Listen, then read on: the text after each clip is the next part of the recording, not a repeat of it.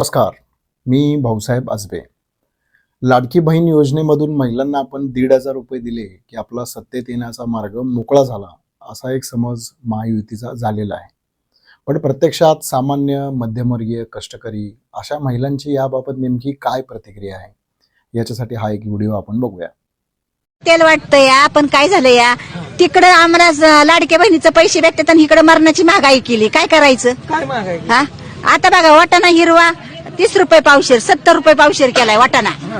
माचीचं box 20 रुपयाला, तिथं 30 रुपयाला माचीचं बॉक्स केलंय. म्हणजे काय करायचं? इकडे घ्यायचं आणि इकडे घालवायचंय. आणि गॅस काय स्वस्त केलाय की वाटतं? अजून गॅसचा अजून आमच्यापर्यंत आलंच नाही. उलट अजून आम्ही महागातच वापरतोय या. म्हणजे विचार करा, प्रत्येक वस्तूवर इतकं महागाई वाढली या. 3-3 हजार रुपये देऊन म्हणलं तर तरी कुणाला भेटलंय, कुणाला नाही भेटलं. ज्याचा फॉर्म भेटलंय त्याचं भेटलंय या. पण मी म्हणते कसं आहे, जरा महागाई कमी करा की तुम्ही. हा? महागाई वाढ, इकडे 1.5 देतात आणि इकडे महागाई वाढवली या. ही बरोबर. मग लेडीज म्हणतायच ना, इकडे आम्हाला पैसे भेटतात तर इकडे महागाई वाढवली. या व्हिडिओमध्ये मावशींनी व्यक्त केलेली ही जी प्रतिक्रिया आहे, ही त्यांची वैयक्तिक अशी नाही, तर सगळ्याच लाडक्या बहिणींची एक सार्वत्रिक भावना जी आहे ती या मावशींनी व्यक्त केलेली आहे. कारण कोणत्याही घराचं दैनंदिन बजेट जे आहे ते बजेट महिला सांभाळते आणि त्याच्यामुळे महागाईचा पहिला जो फटका आहे किंवा पहिला जो झटका आहे तो महिलांनाच जाणवतो.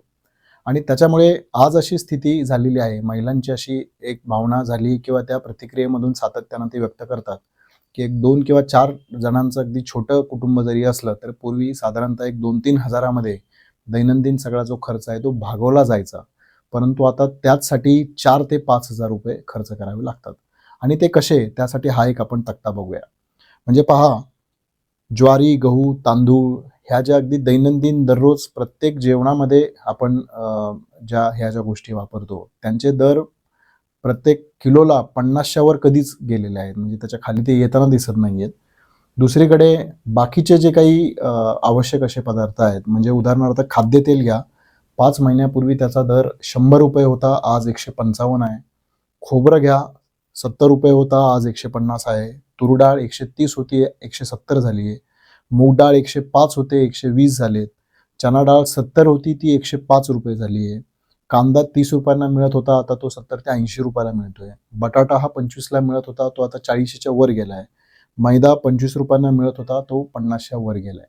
आणि अगदी अशाच प्रकारची जी महागाई आहे ती तुम्हाला इतर प्रत्येक गोष्टीमध्ये दिसेल. त्यामुळे त्या मावशी ज्या म्हणाला की ती नुसती महागाई नाही तर मरणाची महागाई आहे, ती अशा पद्धतीने महिलांना या महागाईला सामोरे जावं लागते.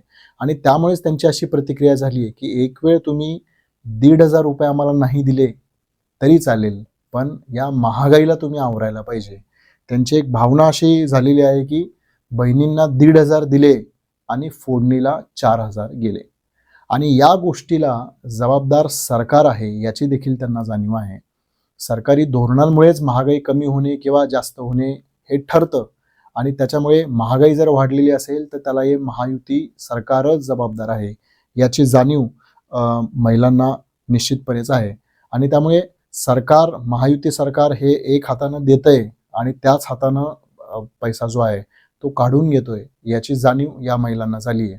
दुसरी गोष्ट अशी आहे की या महिलांच्या एकूण त्यांच्या बोलण्यातून ती जाणवते ती अशी की जरी हे तिघे भाऊ आम्ही काहीतरी जगावेगळं करतोय असं जरी दाखवत असले तरी ते जे करतायत ते जगावेगळं नाही हे या महिलांना माहीत आहे. म्हणजे यांचंच सरकार असणाऱ्या मध्य प्रदेशमध्ये ते चालू आहे हे तर माहीत आहेच आहे, पण त्या पलीकडे कर्नाटक मध्ये काँग्रेस सरकार आल्यानंतर महालक्ष्मी योजनेतून अशाच पद्धतीनं पैसे दिले जातात हेही त्यांना माहिती आहे. हिमाचल प्रदेशमध्ये इंदिरा गांधी प्यारी बहना या योजनेमधून हिमाचल प्रदेशमधलं काँग्रेस सरकार देखील अशाच पद्धतीने पैसे देत आहे हेही त्यांना माहिती आहे. आणि त्यांना हे देखील माहिती आहे की फक्त महायुती असेलच तरच पैसे मिळणार आहेत असं नाही, तर उद्या महाविकास आघाडीचं जेव्हा सरकार येईल तेव्हा ही जी स्कीम असेल किंवा या पद्धतीनं जो काही आधार दिला जातो तो तसाच चालू राहणार आहे याची देखील त्यांना कल्पना आहे. शिवाय हे जे तिघे भाऊ अशा आविर्भावामध्ये आहेत की जणू काही आपल्या खिशातून ते हे 1,500 रुपये देत आहेत आणि त्याच्यावरती ज्या जाहिराती केल्यात त्या जाहिरातीवरतीच सरकारी खर्चातून 200 कोटी रुपये त्यांनी खर्च केलेले आहेत हे देखील आता येवाना पुढे आलेलं आहे.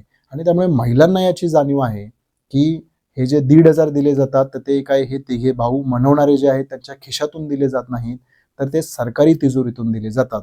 आणि महिला या सामान्य महिला अर्थतज्ञ नसल्या तरी देखील त्यांना याची कल्पना आहे की हे दैनंदिन खाद्यपदार्थ घेण्यासाठी GST जो त्या देतात त्या GST मधूनच ती तिजोरी भरलेली आहे आणि त्याच तिजोरीमधून 1,500 पुन्हा या लाडकी बहीण म्हणून या महिलांना पुन्हा दिले जातात. याची जाणीव जी आहे ही या महिलांना पक्की आहे आणि त्यामुळेच लाडकी बहीण म्हणत महिलांना 1,500 रुपये देऊन मतदार म्हणून आपण तिला खरेदी करू शकू आणि पुन्हा सत्तेत येऊ शकू, अशा प्रकारचा जो गैरसमज महायुतीचा झालेला आहे तो गैरसमजच आहे हे या महिलांच्या या सगळ्या प्रतिक्रियेमधून लक्षात येतं. याची जाणीव महायुतीनं ठेवायला हवी. तुम्हाला हा व्हिडिओ आवडला असेल तर शेअर करा, लाईक करा आणि सबस्क्राईब करा. धन्यवाद.